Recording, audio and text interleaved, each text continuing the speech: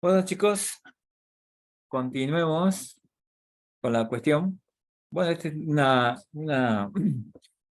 eh, ustedes saben que todas las ciencias están vinculadas o relacionadas entre sí, y bueno, el yacimiento no es la excepción y se nutre principalmente de dos materias más que ustedes han tenido, ¿no? O de dos ramas de la ciencia que ustedes también han tenido. Hay dos principales, pero hay un montón de otras que nutren también de yacimientos minerales, y yacimientos minerales también sirve de apoyo de otras ciencias dentro de la geociencia, ¿no? ¿Cuál creen ustedes que sería la principal? Y vamos anotando aquí, ¿y por qué creen ustedes? ¿Con quién está vinculada yacimientos minerales? ¿O de qué otras ramas se nutre? Petrografía, profe, ígnea y metamórfica. Bueno, vamos a poner en general petrología ígnea. ¿Por qué crees que estamos... Porque todo lo que tiene que ver con los yacimientos, la formación de los mismos, para empezar, tiene que ver con la creación de las rocas, el magma. Y bueno, eso es lo que estamos viendo en Petro, a través de la cristalización fraccionada, cómo va solidificando el magma, todos los cambios que tienen, los distintos tipos de asociaciones minerales que puede tener. Y bueno, por ende, estas asociaciones pueden llegar a formar parte de un yacimiento mineral. Ajá, bueno, gracias. No lo pudiera haber dicho mejor. Sí, muy vinculado. Esa es una de las principales ramas de la geociencia que está vinculada con los yacimientos minerales, ¿no? La petrogénesis, tanto petrología ígnea como metamórfica, podemos poner ígnea y metamórfica aquí, pero ¿qué otra petrología también está muy vinculada con los yacimientos minerales, además de la petrología ígnea? Porque vamos a ver que yacimiento es una suma de casi dos materias que tienen los geólogos, ¿no? Y los ingenieros también, digamos. Una es petrología ígnea, porque trata sobre la génesis de los magmas, y esos magmas son capaces de captar elementos dentro del manto o de la corteza y transportarlos, concentrarlos en forma natural y concentrarlos en las partes posteriores. Cuando cristaliza el magma, libera la fase fluida. Esa fase fluida constituye lo que sería el sistema hidrotermal, ¿no? Muy vinculado con los yacimientos minerales, la petrología ígnea. Metamórfica también, ¿no? Pero ¿cuál sería la otra petrología que está también muy vinculado con los yacimientos minerales? ¿Qué tipo de petrología? Ya lo La dije, ¿no? sedimentaria, profe. Petro también. Porque todos los procesos que suceden posterior a ese yacimiento son importantes, como también los procesos sedimentarios también son capaces de concentrar otros elementos naturales también, ¿no? Los más famosos dentro de los yacimientos minerales relacionados con la petrología sedimentaria o con los procesos sedimentarios son los que ya comentamos, ¿no? Los placeres de oro, de diamante, de granate, de rutilo, de un montón de otros elementos, los placeres de oro, ¿no? Como vemos en la serie esta, la fiebre del oro en Discovery, ¿no? ¿De dónde explotan el oro los personajes de esa serie? De placeres, de rocas sedimentarias, de gravas principalmente, ¿no? Bueno, eso es muy importante también. ¿Qué otra rama de qué estuvimos hablando todo este tiempo? De petrología ígnea, petrología sedimentaria, ¿de qué más? Todo lo que estuvimos hablando, ¿de qué más? ¿Qué otras ramas? Mm, Podría decir geoquímica y antes estructural, tal vez. Geoquímica. Vamos a poner geoquímica. Estuvimos hablando de la génesis de los elementos, las concentraciones, ¿no? La rama de la geología que se ocupa de la composición, ¿no? Y de composición de elementos y de la génesis, cómo se generan esos elementos, la geoquímica, ¿no? De hecho, es un elemento muy utilizado para la prospección geoquímica. Geoquímica, ¿qué más?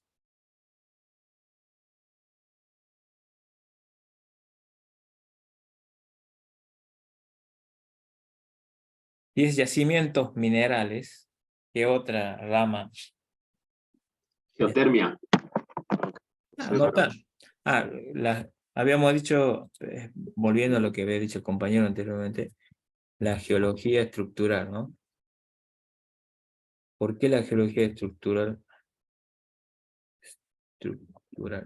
No lo dijimos anteriormente, pero la geología estructural es un elemento importante dentro de los yacimientos. ¿Por qué? Porque justamente controla la migración de esos fluidos, ¿no? Si no hubiera un medio por el cual, si no se generaría un canal por el cual puedan ascender los magmas o migrar, o que migren los fluidos hidrotermales, no podría ser posible de tener tan superficiales los yacimientos, ¿no?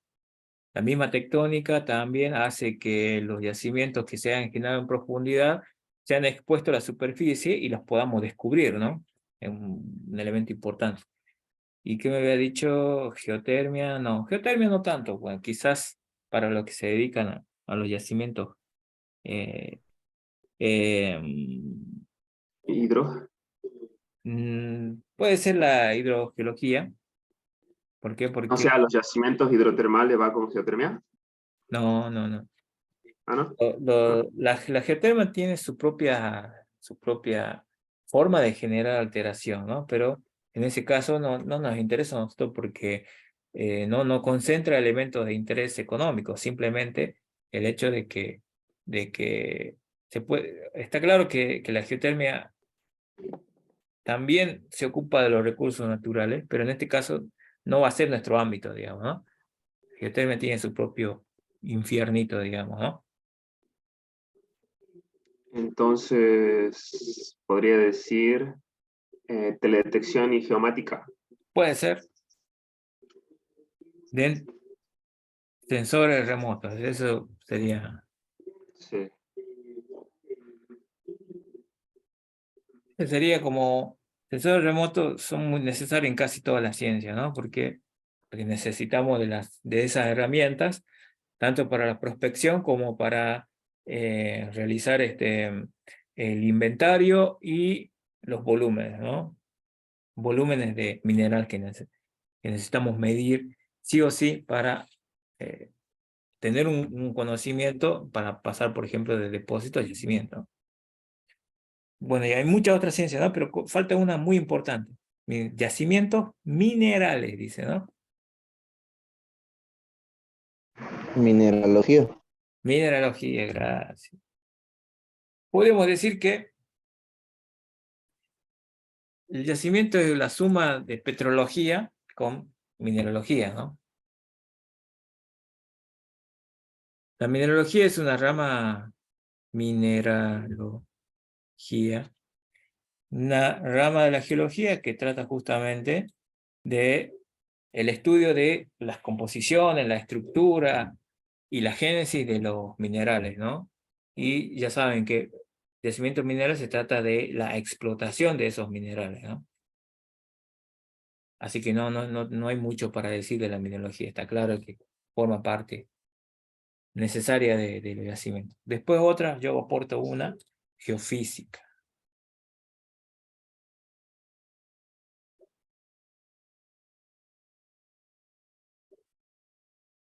Geofísica. Geofísica, ¿por qué es importante?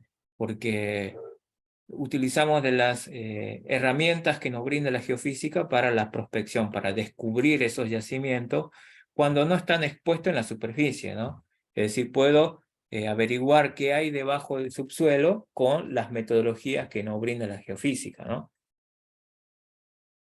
Como los sensores remotos utilizamos cuando están en la parte superior, geofísica cuando no están apareciendo, pero sí sabemos que cuando hay un yacimiento puede generar una anomalía gravimétrica, una anomalía de magnetométrica, etc., ¿no?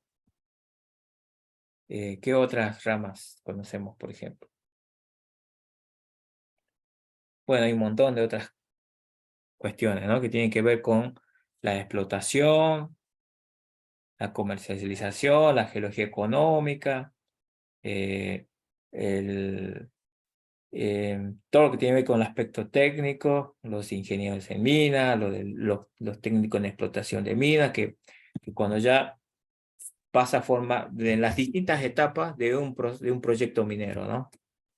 También todos los chicos de perforación, los de explotación, los ingenieros en minas, la ingeniería en minas, que, que, que principalmente están vinculados o se involucran principalmente en las etapas posteriores a lo que se utiliza todas estas ramas, ¿no? Porque, por ejemplo, la geofísica, la mineralogía, los sensores remotos, la petrología, la petrología sedimental, la geoquímica, lo utilizamos como herramientas para la prospección, ¿no? Los pasos que siguen posteriormente se ocupan toda la parte más técnica, ¿no? Tanto de perforación, acá dice escribí mal.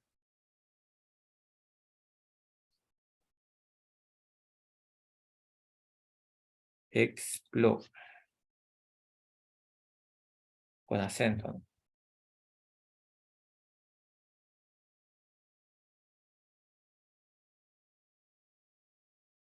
A ver, y una más, la última. Ya dijimos la mayoría, ¿no? Pero otra más. Una pista. No, hay un montón, pero piensen Ah, ustedes. sí. No es que justo yo puse la cantidad Mecánica de de, roca. por ejemplo, la geotecnia, ¿no? Geotecnia.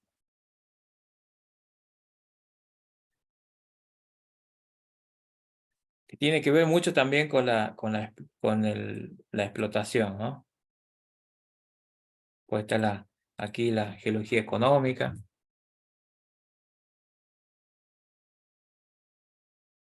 Geología económica, que es la rama que nos va a indicar, por ejemplo, el estado del mercado de los elementos que a nosotros nos interesan, ¿no? A ver, ¿cómo está el precio del dólar blue hoy? Pónganle que digan, pero del metal que estamos explotando. ¿Cómo está el precio del oro? A ver, ¿conviene o no conviene explotar? Y así. Bueno, no sé si alguien tiene otra más. Si no, pasamos a la siguiente. Yo tenía una duda con Sí. respecto a geotecnia, ya Ajá. que en uno de los principios, qué sé yo, dice que es el estudio de la roca estratificada, digamos. Y entonces, ¿por qué no decimos estrati también? Me parece que estrati no juega, o sí. Es que está dentro de la petrología sedimentaria, digo. Sí, Vale. claro que sí. Ok. Hay yacimientos que son netamente vinculados con procesos sedimentarios. Dentro de los procesos sedimentarios o la petrología sedimentaria podemos incluir toda esa, ¿no? Stratigrafía, sedimentología y no sé qué otras ramas que andan por ahí dando vueltas dentro de la petrología sedimentaria, ¿no? Como la petrología ígnea también. Dentro de la petrología ígnea hay un montón de aspectos que se pueden estudiar, ¿no? Bueno, ¿ninguno más tiene alguna acotación? Si no, continuamos.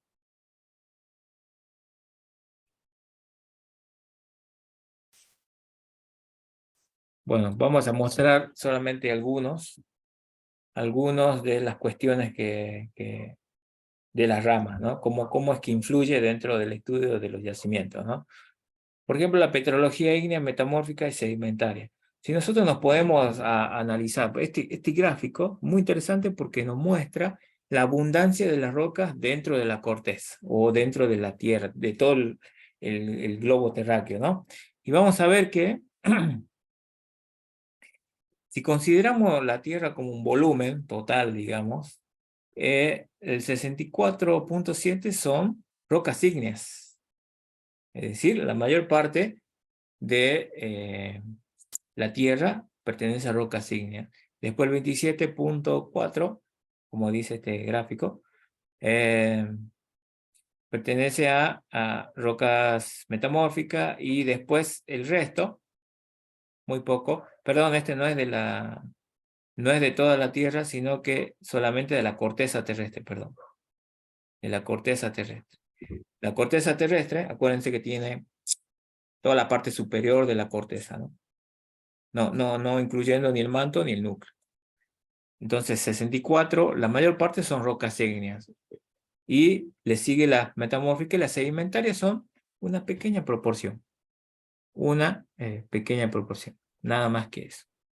Pero eso sí tenemos en cuenta el volumen de la corteza, nada más, ¿no? Pero si analizamos, pero cuando uno camina por ahí, ¿no? Por donde sea que camine, ¿no? ¿Qué tipo de roca principal observamos nosotros cuando uno camina? ¿Qué tipo de rocas? Sedimentaria. Sedimentaria, ¿no es cierto? Nos cansamos a las rocas sedimentarias, por eso es que no nos gusta. Bueno, a mí particularmente no me gustan las sedimentarias, me parecen muy aburridas, no tienen nada interesante, digamos. Por eso es que si nosotros analizamos la superficie de la Tierra, está dominado por rocas sedimentarias. Por ejemplo, acá sería casi, y dentro de esa roca sedimentaria, el 14.5 es areniscas, lutitas el 35 y calizas el 18. Sumamos una cantidad de, no sé cuánto sería ahí, 66%. 66% de toda la superficie de la Tierra son rocas sedimentarias. Y el resto son rocas ígneas. Si vamos a la Puna, por ejemplo, ¿qué rocas dominan ahí principalmente? Rocas metamórficas y rocas ígneas, si nos vamos a la Puna. Pero si bajamos de la Puna, vamos a la Quebrada, principalmente rocas sedimentarias, ¿no es cierto? Por ahí un poco de rocas metamórficas pertenecientes a la formación puncoviscana, pero en general son todas rocas sedimentarias. Es más o menos así. Y esto que vemos acá es una comparación entre la abundancia de las distintas rocas y de los tipos de depósitos minerales que hay en la corteza. Por ejemplo, los que más dominan son los yacimientos hidrotermales. Segundo, los yacimientos ígneos. Y por último, los yacimientos sedimentarios. ¿Qué quiere decir esto? Que la abundancia relativa de las rocas no está muy vinculado con la abundancia de los yacimientos minerales, ¿no? Habíamos acordado que los yacimientos hidrotermales son un poco más común, también inclusive vinculados con las rocas ígneas. ¿Por qué? Porque hay una parte de yacimientos hidrotermales que provienen directamente de la cristalización de los magmas, ¿no? Por eso los hidrotermales, los yacimientos hidrotermales, son mucho más abundantes que cualquier otro tipo de yacimiento dentro de la corteza, ¿no? Eso para que tengamos un poco en cuenta que la petrología ígnea metamórfica es muy importante dentro de los yacimientos minerales. Siguiente, por favor. Dentro de esa petrología ígnea, también para nosotros es importante, una rama de eso son la petrografía, ¿no?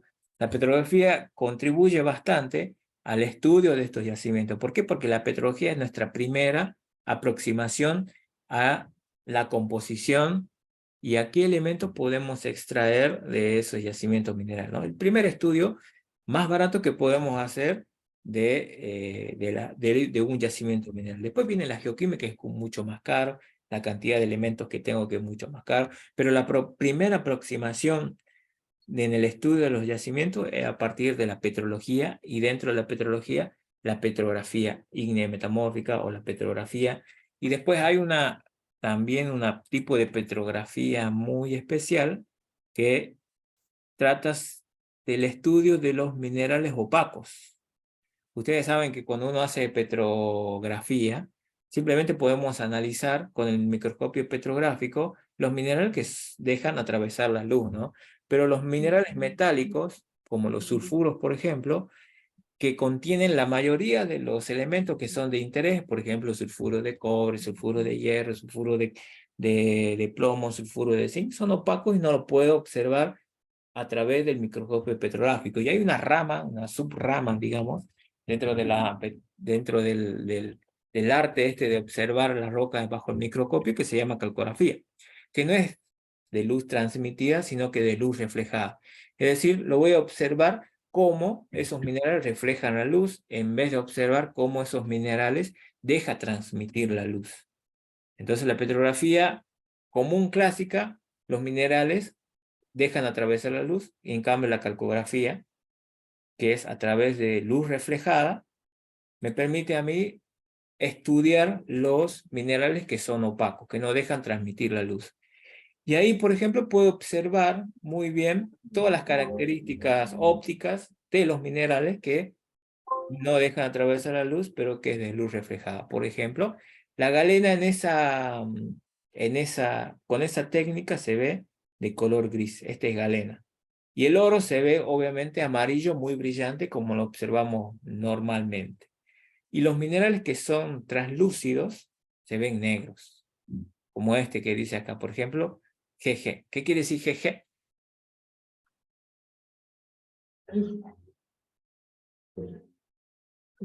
Si son translúcidos, y lo que nos interesa son los minerales opacos, como los sulfuros, por ejemplo, está claro que GG quiere decir ganga, ¿no es cierto? Ganga. Y bueno, por ejemplo, el oro con la bornita, en este caso, con la calcopirita que aparece amarillo también. Muchos de los minerales que observamos, los colores naturales, también aparecen de esta forma, ¿no? Así que es la forma de estudiar, en vez de hacer petrografía de los minerales de mena, que son los sulfuros principalmente, se observan con luz transmitida. Y esa rama se llama calcografía, ¿no? Vamos a tomar muchas de estas fotografías para observar las relaciones texturales entre los minerales que son opacos,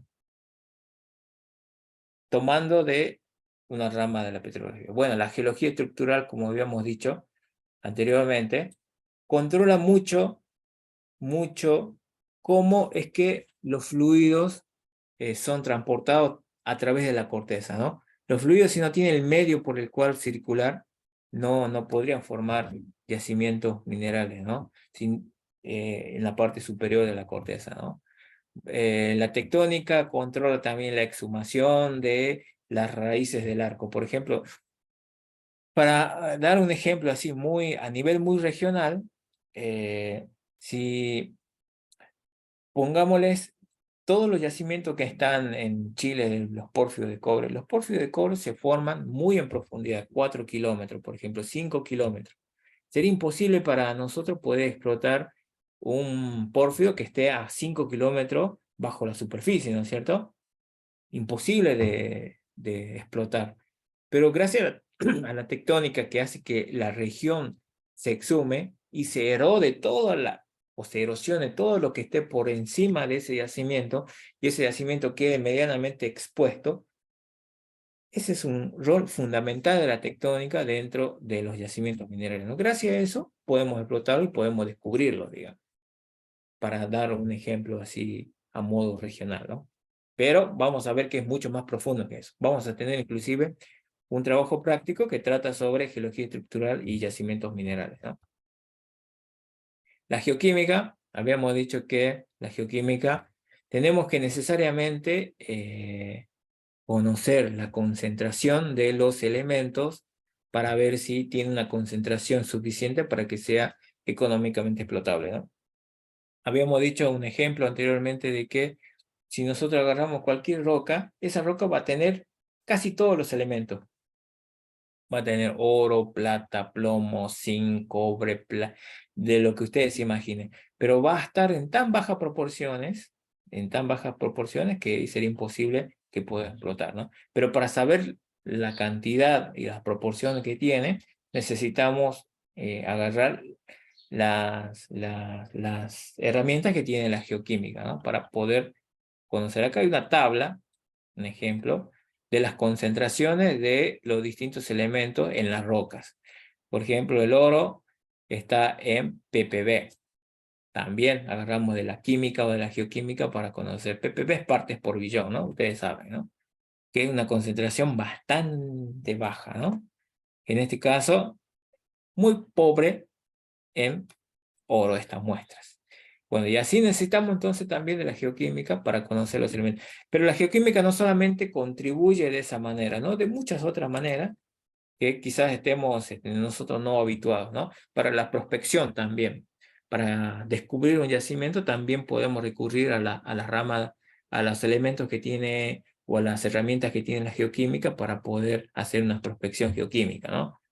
Análisis geoquímico.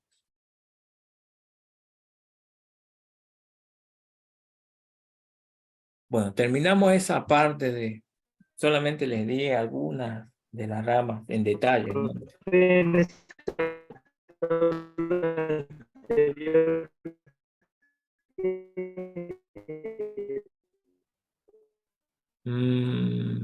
No sé, sonaste como la novia de Wally.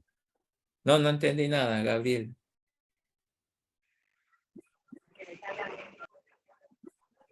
Hola, Gabriel, ¿tenías alguna? Profe, la tabla anterior, sí, Sí, quería en la tabla anterior se la puede volver a poner. ahí está. Esa es una tabla típica Eso de... donde dice, sí, esos tres, a donde dice Analytics Symbol, abajo dice LP 1168, ¿eso qué, no, qué son esos números? Esos son los símbolos de las muestras. Esos son Bien, los elementos y esos son las muestras, ¿no? bien, Por bien. ejemplo, estas Eso muestras me son, ayuda. son la LP tiene más cobre que la TP, ¿no? Tiene 6 ppm y el otro tiene 39. Son las muestras, distintas muestras. Es una tabla típica de concentraciones de elementos dentro de las muestras, ¿no? Bueno, de acá pasamos a una parte Bien, interesante, profe, gracias. de nada. Pasamos a una parte interesante de cómo es que llegamos al descubrimiento de este tipo de yacimiento, ¿no? Y las mayores herramientas que utilizamos para las prospecciones, acuérdense, es la geofísica y los sensores remotos, ¿no? O muy vinculados entre sí, ¿no? Como dice ahí, ¿no? La exploración minera sería como el punto inicial, ¿no? Del negocio minero. Acuérdense que, como un comentario, ¿no? El negocio minero es uno de las inversiones más riesgosas que uno puede hacer, ¿no? Yo, por ejemplo, no invertiría, ¿no? en, en la exploración de un yacimiento, ¿no? Por ejemplo, ¿no? Pero es muy riesgosa, como generalmente nunca uno obtiene rédito de una exploración a largo plazo. De acá a unos 50 años puedo tener una ganancia de una inversión en un negocio minero. Pero bueno, hay gente que invierte, ¿no? Gracias a Dios hay gente que invierte.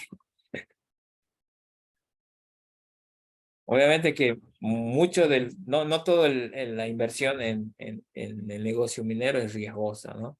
Hoy, por ejemplo, invertir en litio, está claro que vamos a tener un rédito, ¿no? Pero invertir en polimetálicos, por ejemplo, es más complicado, ¿no? Bueno, ahí en la exploración, la geofísica, tenemos, como ya le había comentado, muchas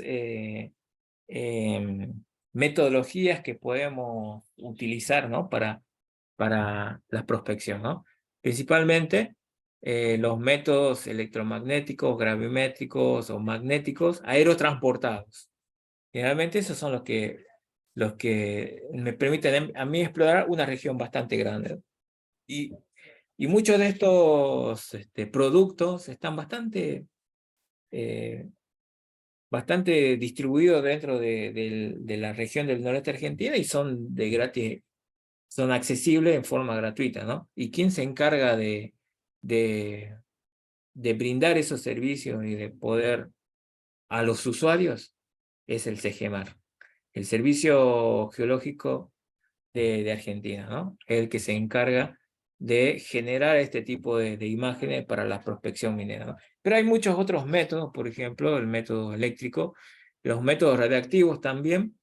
El método radiactivo, por ejemplo, ¿cuál sería la aplicación de eso?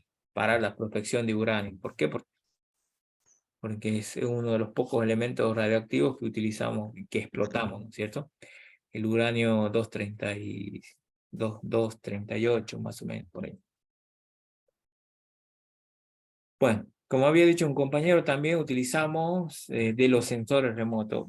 Los sensores remotos en la parte principalmente de prospección es bastante útil. ¿Por qué? Porque me permite también hacer, no solamente detectar zonas que tengan mucha alteración hidrotermal, sino que me permite también hacer mapeos de tipos de alteraciones. ¿Por qué? Porque este es un ejemplo de un pórfido muy conocido en los Estados Unidos que se llama cuprita nevada, que todo el mundo utiliza para hacer este tipo de mapeo, porque es donde se calibraron la mayoría de los sensores remotos que se dedican al mapeo de las alteraciones hidrotermales, ¿no? Así que, por ejemplo, con estas imágenes yo puedo hacer el mapeo de la distribución de los distintos minerales de alteración hidrotermal.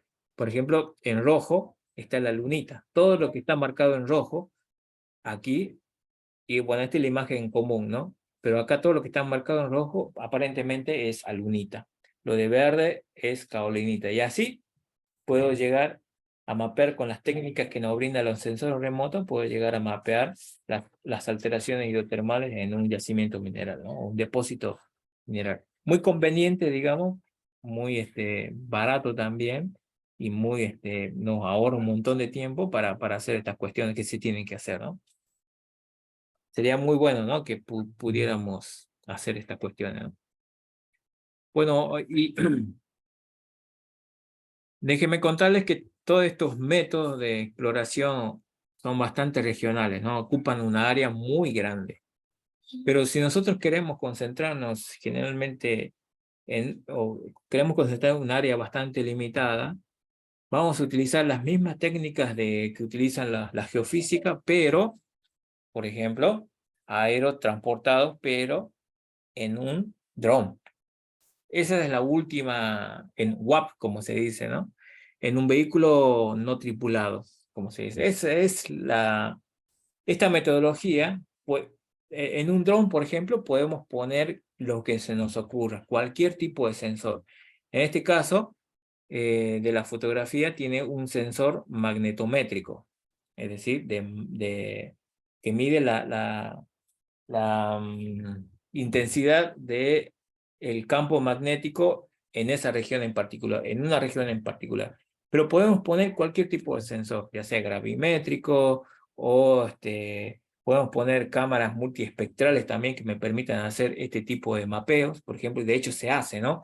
Ya ahí vienen cámaras especiales que se montan en drones para realizar mapeos espectrales de áreas muy reducidas, por ejemplo. Generalmente, cuando hacemos prospección, cuando determinamos un área de interés, ya podemos recurrir a la tecnología de drones, ¿no? Para realizar todo este tipo de estudios.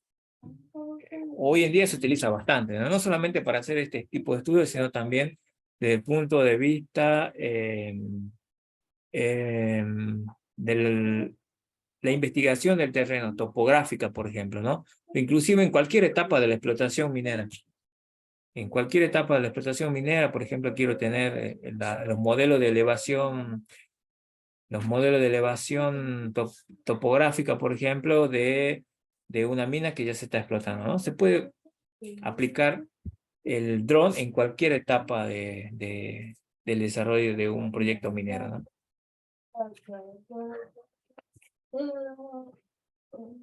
Habíamos comentado de que este es, por ejemplo, el resultado de un vuelo realizado con dron, pero de un área de un área en particular, ¿no? En este caso es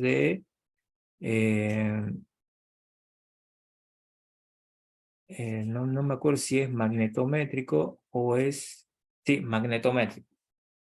Son las anomalías magnéticas que podemos, por ejemplo, un caso real de los resultados que se utilizaron con dron, digamos, en un área particular con el método magnetométrico, es decir, las anomalías magnéticas que se puede determinar en un terreno con el dron.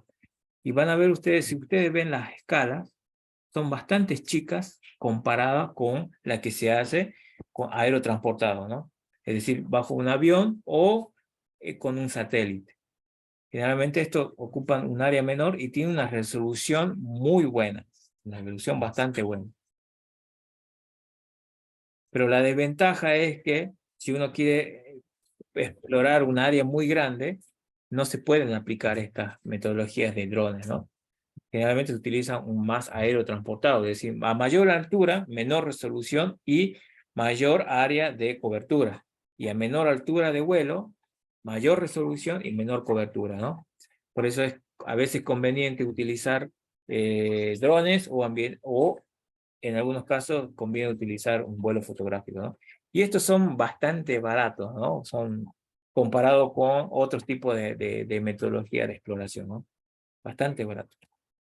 Después, cuando uno determina estas anomalías, por ejemplo, esa KMD, que es una anomalía magnetométrica, y compara con otros tipos de anomalías, porque esto es un estudio, cuando uno realiza una prospección minera, es un estudio multidisciplinario, ¿no? Por esto tengo que correlacionar